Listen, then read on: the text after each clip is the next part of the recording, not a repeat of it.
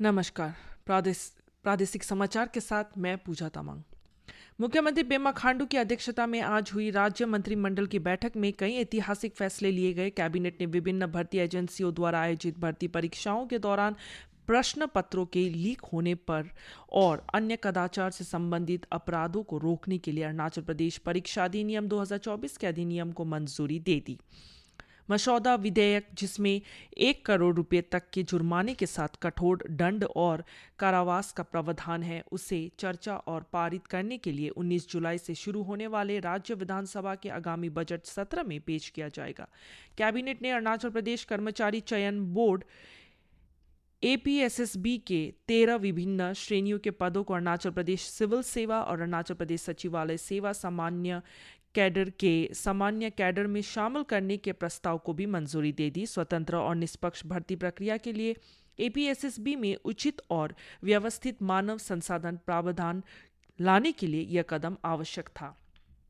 उल्लेखनीय है कि राज्य सरकार ने पहले ही अरुणाचल प्रदेश लोक सेवा आयोग के सभी श्रेणियों के पदों को अरुणाचल प्रदेश सिविल सचिवालय सेवा के सामान्य कैडर में सम्मानित और विलय कर दिया था और तदनुसार पोस्टिंग की गई थी। इस निर्णय से APSSB और APSS के अधिकारियों को 3 साल की अवधि के लिए कार्यकाल के आधार पर APSSB में स्थानांतरित किया जा सकेगा। सोशल मीडिया अकाउंट एक्स पर प्रधानमंत्री नरेंद्र मोदी के फॉलोअर्स की संख्या 10 करोड़ से अधिक हो गई है। इस उल्लेखनीय उपलब्धि में पिछले 3 वर्ष में लगभग 3 करोड़ फॉलोअर्स की बढ़ोतरी शामिल है। पद पर रहते हुए विश्व में सर्वाधिक फॉलोअर का श्रेय प्रधानमंत्री मोदी के नाम है।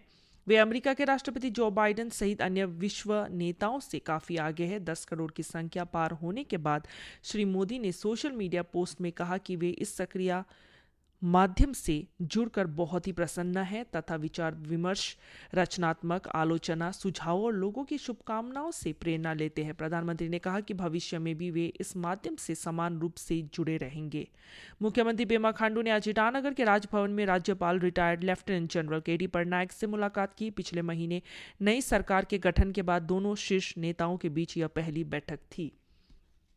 उन्होंने विकासात्मक परियोजनाओं, शिक्षा, पर्यटन और बजट से संबंधित मुद्दों और राज्य के अन्य महत्वपूर्ण मामलों के अलावा प्राकृतिक आपदाओं के कारण चुनौतियों को कम करने के लिए कार्यों पर चर्चा की। राज्यपाल ने इस बात पर जोर दिया कि राज्य के प्रत्येक नागरिक, विशेष रूप से निर्वाचित प्रतिनिधियों, सरकारी अधिकारियों और युवाओं को तुरंत अपने बड़े कर्तव्यों और विकसित अरुणाचल और विकसित भारत के व्यापक लक्ष्यों के प्रति प्रतिबद्ध होना चाहिए। उन्होंने लोगों से राष्ट्र के लिए सुधार, प्रदर्शन और परिवर्तन के दृष्टिकोण की दिशा में प्रयास करने का आग्रह किया।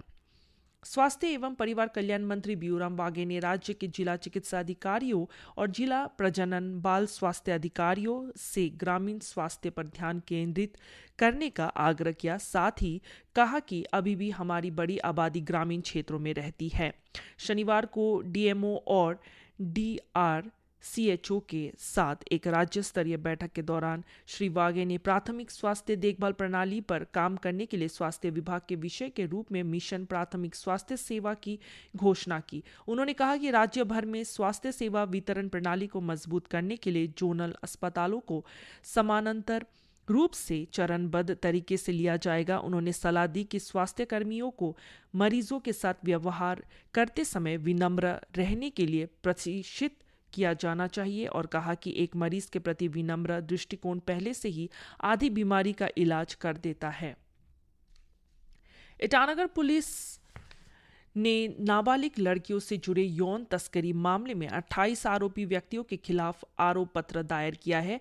SP रोहित राजबीर सिंह ने रविवार को कहा कि आरोप पत्र विशेष न्यायाधीश पॉक्सो की अदालत में दायर किया गया है। उन्होंने कहा कि यह मामला मई 2024 में 5 नाबालिग पीड़ित लड़कियों की बरामदगी से संबंधित है, जिन्हें देह व्यापार में धकेल दिया गया था।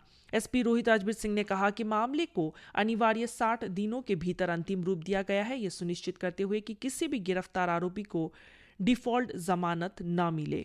इसके अलावा हमने किसी भी आरोपी को जमानत देने का कड़ा विरोध किया है, यह सुनिश्चित करते हुए कि सभी अपराधी न्यायिक हिरासत में रहे। इस बीच उन्होंने यह भी बताया कि मामले के सिलसिले में एक महिला समेत 2 और लोगों को गिरफ्तार किया गया है। इसी के साथ ये समाचार बुलेटिन समाप्त हुआ। नमस्कार।